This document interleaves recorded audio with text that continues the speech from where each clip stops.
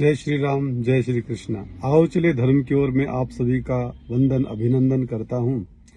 आज का विषय तो एक सुनिश्चित स्थान पर बताने का था, लेकिन किसी कारणवश से आज कहीं बाहर जाना पड़ रहा है। तो रास्ते में कहीं रुके थे तो क्यों ना मैंने कहा आपसे बात कर ली जाए। तो विषय गंभीर से भी अत्यंत गंभीर है। किसी का प्रश्न आता है कि धन चाहिए, किसी का आता है कि सुख चाहिए, किसी का आता है कि रात को नींद नहीं आती है, किसी का आता है संतान नहीं होती है, किसी का प्रश्न होता है कि पशुओं में बीमारी आ गई है। मतलब कहने का तात्पर्य यह है कि कोई तन दुखी, कोई मन दुखी, कोई धन बिन रहत उदास। और शास्त्रों में जो अंकित है कि सुख किसके पास है, तो कहते हैं कि कोई तन दुखी, कोई मन दुखी, कोई धन बिन रहत उदास, और थोड़े थोड़े सभी दुखी, सुखी राम के दास। अगर आप सुखी रहना चाहते हो तो राम के दास बन जाओ। इसके अलावा आपके पास सुख कहीं से आ नहीं सकता है। जो सुख आएगा वो क्षण मात्र के लिए आएगा, थोड़ी देर के लिए आएगा। हर सुख के पीछे दुख छिपा हुआ है। लेकिन जिसको राम भजन करने की आदत पड़ जाती है, वह दुख में भी सुख ढूंढ लेता है।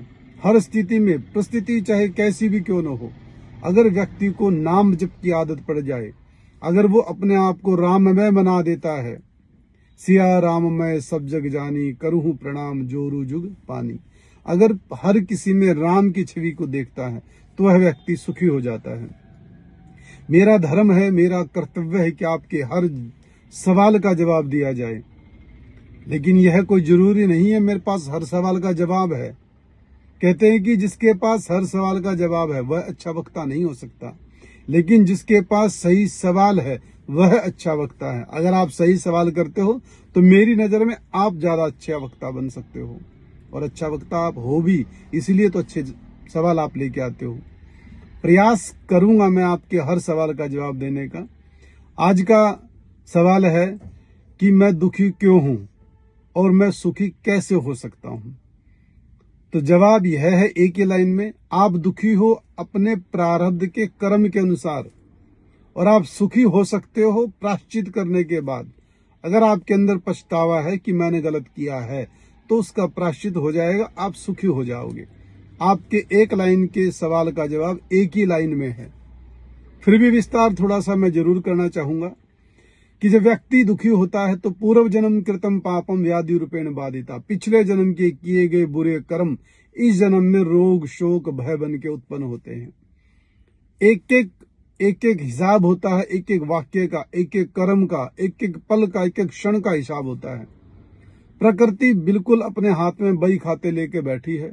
ईश्वर के इशारे से सारा लिखा जाता है, आप उससे बदल नहीं सकते हैं।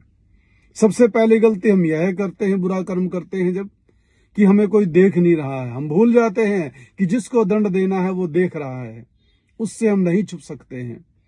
आपकी सोच भी आपको दुखी कर सकती है, किसी के प्रति ईर्ष्या की भावना आपको दुखी कर सकती है। अगर आप अपने कर्म को सुधार लोगे तो जिंदगी में कभी आपको ये नहीं कहना पड़ेगा कि मैं दुखी हूं, मैं क्या उपाय करूं कि मैं सुखी हो जाऊं।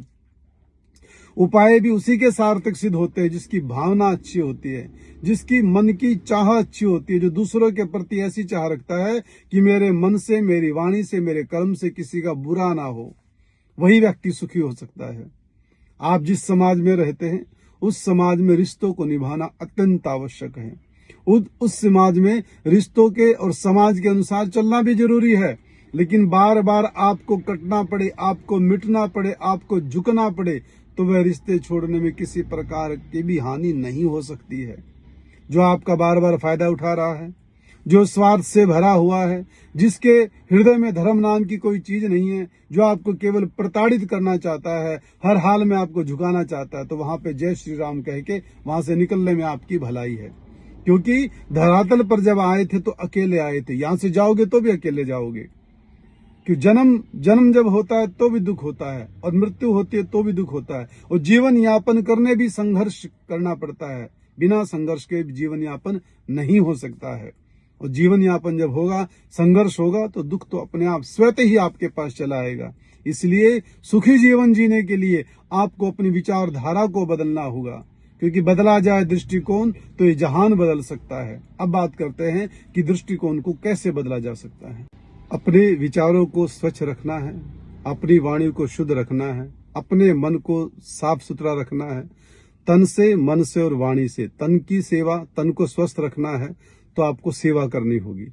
मन को स्वस्थ रखना है तो आपको जप करना होगा, और धन को स्वस्थ रखना है तो आपको दान करना होगा। अनमोल जीवों को खाना खिलाओ, जो दुखी है उसकी मदद करो, और जो आपसे मदद चाहता है कि मैं परेशान हूं, उसको भी हरि की सेवा में लगा दो। हरि की सेवा और हरिजन की सेवा, दो ही आपका कल्याण कर सकते हैं। जिसने इस संसार को बनाया है, जिसने इस सृष्टि का निर्माण किया है, वह चाहता है कि इस सृष्टि के लोगों में किसी प्रकार की विपत्ति किसी दूसरे से ना आए। आप किसी चीज को बनाते हो, कोई प्रोडक्ट बनाते हो, कोई किसी की रचना आप करते हो घर में, तो आप चाहते हो कि कोई इसको खराब ना करे, और आप कहीं जाते हो किसी के सानिध्य में उसको छोड़ देते हो तो आप कहते हो कि इसकी हानि नहीं होनी चाहिए। उसी प्रकार से ईश्वर भी चाहता है कि मेरी बनाई हुई रचना को किसी प्रकार की तकलीफ नहीं होनी चाहिए। अगर आप उसको तकलीफ देते हो तो समझ लो कि आप भगवान को दुखी कर रहे हो। आप भगवान की बनाई रचना में आप सेंध लगाने का काम कर रहे हो। तो आपको अपने मन को बलि करना होगा, आपके अपने तन को बलि करना होगा, आपको अपनी क्रियाओं को बलि करना होगा, और अच्छी सोच बनानी होगी आपको। जैसे कि समाज में आपने देखा होगा कि रिश्तों में बहुत ज्यादा मतभेद होने लगे हैं, रिश्तों में बहुत ज्यादा मनभेद होने लगे हैं। यही मतभेद और यही मनभेद हमारी दृष्टिकोण को खराब कर देते हैं। कहते हैं कि मत का भेद तो ठीक हो जाता है, लेकिन मन का भेद एक बार हो जाए तो वो कभी भी ठीक नहीं हो सकता है। तो मन को स्वस्थ रखना होगा, बोलने से पहले सोचना होगा और सुनना होगा। अगर आप बोलने की कला में माहिर है तो आपको सुनने की कला में भी माहिर होना होगा, तभी जाके आपके मन के भेद दूर हो सकते हैं। समाज में रिश्तों को बनाने के लिए बहुत से कार्य ऐसे करने होते हैं जिससे कि हमारी प्रबलता बढ़े, हमारी मुख्यता बढ़े, और मुख्यता तब बढ़ेगी जब आप मुख्य कार्य करेंगे, आप साफ सुथरे और अच्छे कार्य करेंगे। कुछ रिश्ते ऐसे होते हैं जैसे कि बहन का रिश्ता है, बेटी का रिश्ता है, बुआ का रिश्ता है। 3 रिश्ते समाज में ऐसे हैं जहां पे सबसे ज्यादा द्वंद्व चलता है, सबसे ज्यादा जिनके बारे में बातें की जाती है, सबसे ज्यादा जिसके प्रति स्नेह होता है, और सबसे ज्यादा जिसके लिए द्वेष पैदा होता है।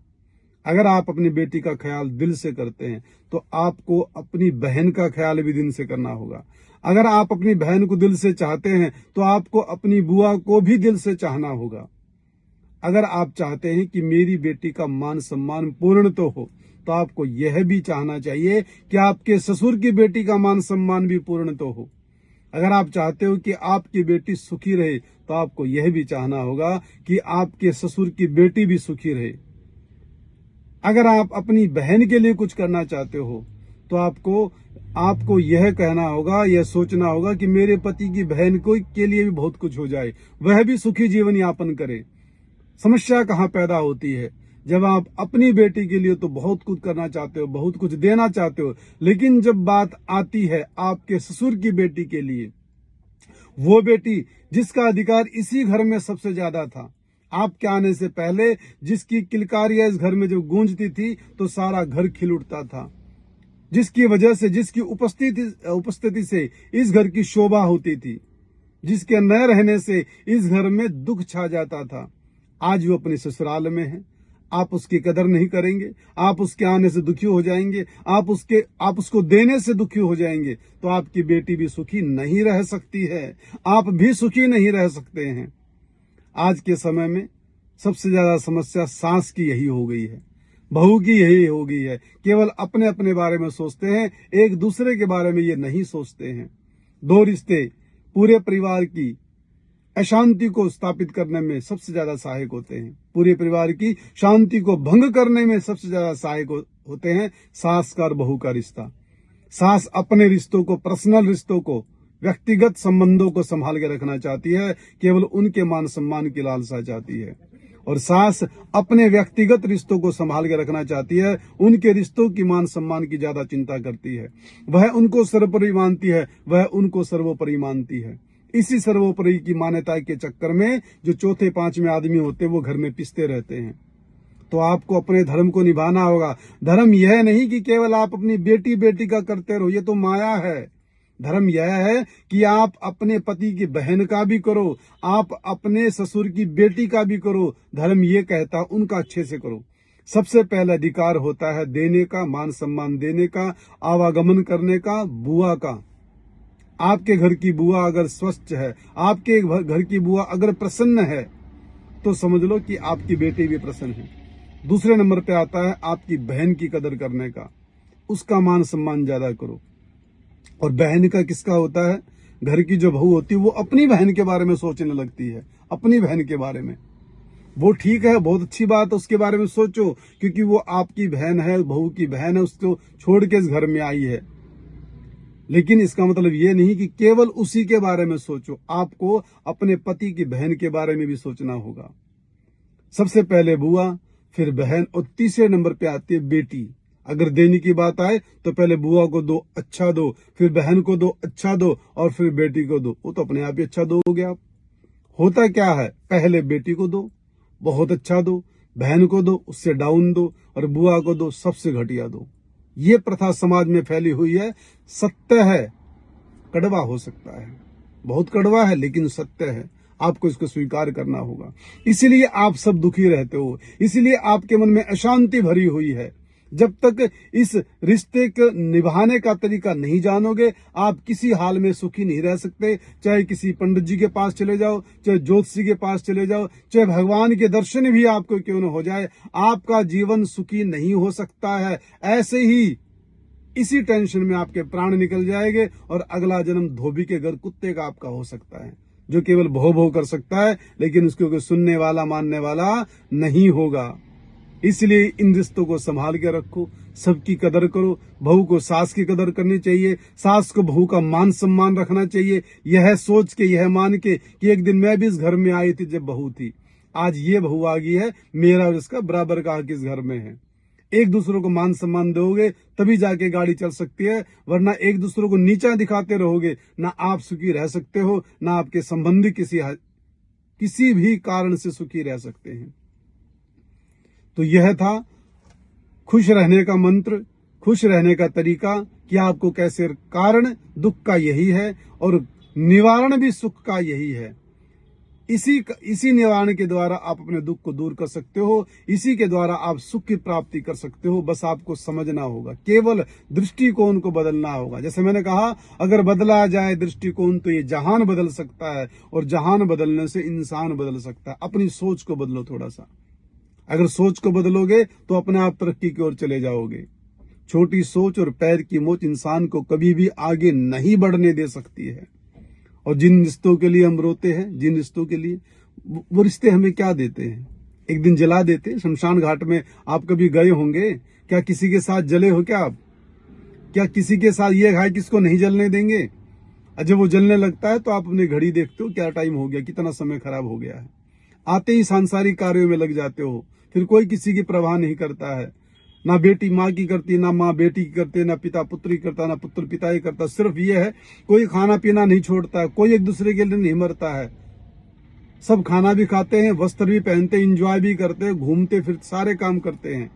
ये सोचना कि जिस दिन हम मरेंगे तो हमारा इस जन्म में जो हम कर्म किया है, परलोक में कैसे हमारा हिसाब होगा। इस जन्म में तो जैसे तैसे जो आपने बोया था वो आप काट रहे हो, लेकिन इस जन्म में अगर शुभ कर्म करोगे, अगला जन्म आपका अच्छा हो जाएगा। कितने पुनर्जन्मों के बारे में मैं जानता हूं, मैं उनसे मिल चुका हूं, उनके बारे में सुन चुका हूं। अब तो सोशल मीडिया का जमाना है, आपके सामने भी वीडियो आते होंगे कि फलाने फलाने का वहां जन्म हुआ था, फिर वहां जन्म हुआ था।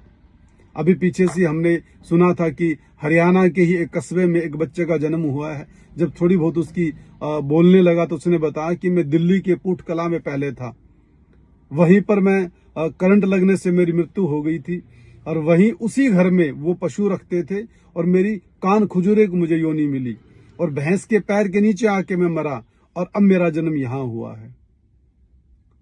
तो ये तो गरुड़ पुराण में भी लिखा हुआ है कि किस कर्म से कौन सा जन्म होगा, और वह योनि कितने दिन तक आपको भोगनी पड़ेगी। सारी संरचना गरुड़ पुराण में लिखी हुई है। इसलिए मेरी माताओं, मेरी बहनों, मेरे प्रिय बंधुओं, और मेरे हृदय के नजदीक मेरे सारे सब्सक्राइबर्स, आप सबसे विनम्र प्रार्थना है कि आप सब प्रेम से रहा करो, एक दूसरे का मान सम्मान किया करो, लेने की लालसा में ना रहा करो, देने की लालसा में रहा करो। त्याग जिसके अंदर आ जाएगा उसके जीवन में किसी प्रकार की कोई कमी नहीं रह सकती है। आज का विषय इतना ही था। अगर मानोगे तो बहुत बड़ा है। अगर आपने इसको हृदय से स्वीकार कर लिया तो आप सुखी हो सकते हो, आपका परिवार सुखी हो सकता है, आपकी बहन, आपकी बेटी, आपकी बुआ सुखी हो सकती है, सबका कल्याण हो सकता है। क्योंकि 3 रिश्ते ऐसे होते बंधुओं जो सदैव देने के लिए आते, आपके घर में लेने के लिए नहीं आते हैं। अगर ये लेने के लिए आते तो अपना आधा हिस्सा आपको दे के जा चुके हैं ये।